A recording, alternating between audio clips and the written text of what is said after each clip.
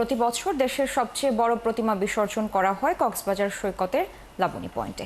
আয়োজকরা জানিয়েছেন এবার কক্সবাজার থেকে 180টি প্রতিমা বিসর্জন দেওয়া হচ্ছে এই পয়েন্টে। এ নিয়ে আরও জানাতে আমাদের সাথে সেখান থেকে যুক্ত হচ্ছেন সহকর্মী কামরুল ইসলাম মিন্টু। মিন্টু, প্রতিমা বিসর্জনের চিত্র এই মুহূর্তে কেমন দেখছেন, নিরাপত্তা ব্যবস্থা কেমন দেখছেন? এবং আমরা দেখতে পাচ্ছি যে বৈরী আবহাওয়া, তারপরও বেশ ভক্তদের উপস্থিতি, তো কি বলছেন তারা?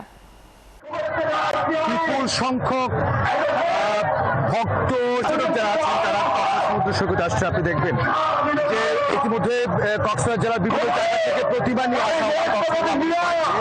আনুষ্ঠানিকতা শেষে তাদের বিসর্জন দেওয়া হবে। শুধু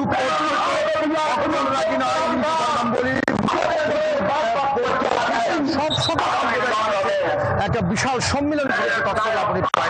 পাশাপাশি পর্যটক তো আছে, আপনি হয়তো ঢল দেখছেন। বিসর্জনের জন্য প্রতিমা নিয়ে আসা হচ্ছে এবং সারা কক্সবাজার জেলা থেকে এখানে দেওয়া হবে। আইন শৃঙ্খলা রক্ষায় এখানে সেনাবাহিনী কাজ করছে, র্যাব কাজ করছে, জেলা পুলিশ কাজ করছে, টুরিস্ট পুলিশ কাজ করছে। অর্থাৎ এখনো পর্যন্ত কোনো দুর্ঘটনার খবর আমাদের কাছে নেই। বিসর্জনের সময় যাতে কোনো ধরনের পানিতে নামতে যে কোনো ধরনের দুর্ঘটনা না ঘটে সেজন্য হচ্ছে ডুবুরি দল আছে, নৌবাহিনী, লাইফগার্ড কর্মীরা আছে, কোস্টগার্ড আছে। অর্থাৎ সামগ্রিকভাবে এখনো আনুষ্ঠানিকতা শুরু হয়নি। বিসর্জনের আলোচনা সংস্কৃতির সমাবেশটা চলছে, এর আগে সাংস্কৃতিক অনুষ্ঠান চলেছে এবং ধীরে ধীরে করে কক্সবাজার থেকে বিসর্জনের জন্য প্রতিমাগুলো নিয়ে আসা হচ্ছে, আশা করা হচ্ছে অল্প সময়ের মধ্যে, অর্থাৎ 1 ঘন্টা বা 1.5 ঘন্টার মধ্যে বিসর্জনের আনুষ্ঠানিকতা শুরুর মধ্য দিয়েই হয়তোবা বিসর্জন শুরু হবে। অর্থাৎ কক্সবাজারে প্রায় 48টি পূজা মণ্ডপ থেকে 250-এর মতো প্রতিমা এখানে বিসর্জন দেওয়া হবে, সেই কথা হচ্ছে আয়োজকরা বলছেন। এবং আয়োজকরা যেটা বলছেন, এই সম্প্রতি বাংলাদেশে নতুন করে আবার নতুন একটা বাংলাদেশকে খুঁজে পেল, কারণ এখন সকল সম্প্রদায়ের মানুষের উপস্থিতি তারা দেখতে পাচ্ছেন।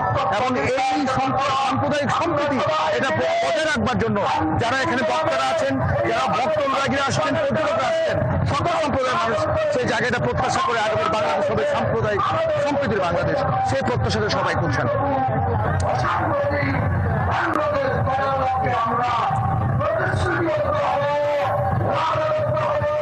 মিন্টু, ধন্যবাদ যুক্ত হওয়ার জন্য।